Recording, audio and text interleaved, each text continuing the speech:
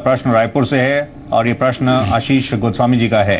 वो इस समय लाइन पर हैं। इनका प्रश्न है, ये लैब सेटअप करने में इंटरेस्टेड हैं। अच्छी बात है आशीष साहब, हम देख रहे हैं आपने मेंशन किया है कि आपने इस फील्ड में स्पेसिफिकली ये डेंटल टेक्नीशियन में आपने डिप्लोमा भी किया हुआ है। आपको इस फील्ड का कितना अनुभव है, आपने कितना काम किया है इस फील्ड में? ये 2 साल का अनुभव भी हम स्क्रीन पर इनफैक्ट देख रहे हैं जो आपने प्रश्न भेजा हुआ है। तो ये आप बता पाएंगे क्या एग्जैक्टली आपका पूरा प्लान है, ये जो लैब सेटअप करने की सोच रहे हैं, इसको लेकर क्या पूरा आपने अपना प्लान बनाया है? इनसे लग रहा है संपर्क हमारा प्रॉपर्ली स्टैब्लिश नहीं हो पा रहा है। बलवंत साहब, आप इनको कैसे समझाएंगे? ये जैसे आप खुद का बता रहे हैं ये लैब सेटअप करने की सोच रहे हैं, इन दैट केस ये बता भी रहे हैं इनको कुछ एक्सपीरियंस भी है इसी क्षेत्र का, जैसे इन्होंने इसमें काम किया हुआ है।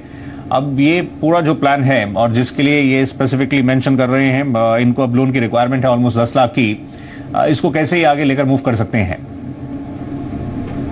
देखिए सौरभ जी, ऐसा है, गोस्वामी जी के पास में 2 ऑप्शन है। पहली ऑप्शन तो है कि जैसे prime minister employment generation programme जो है, इसके तहत ये अगर अप्लाई करें और ये जो खादी ग्रामोद्योग है उनके थ्रू जाए तो इनको जो जितनी इनको लोन चाहिए उसका 90% तक लोन मिल जाएगा। और अगर ये रूरल एरिया में तो 25% तक की सब्सिडी मिलती है और अगर अर्बन एरिया में तो 15% का सब्सिडी भी मिलेगा।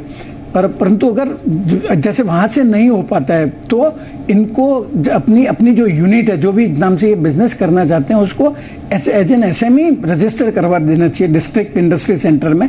तो ये जो एसएमई को जितनी भी लैंडिंग होती है वो प्रायोरिटी सेक्टर लैंडिंग में गिनी जाती है आरबीआई की डेफिनेशन में।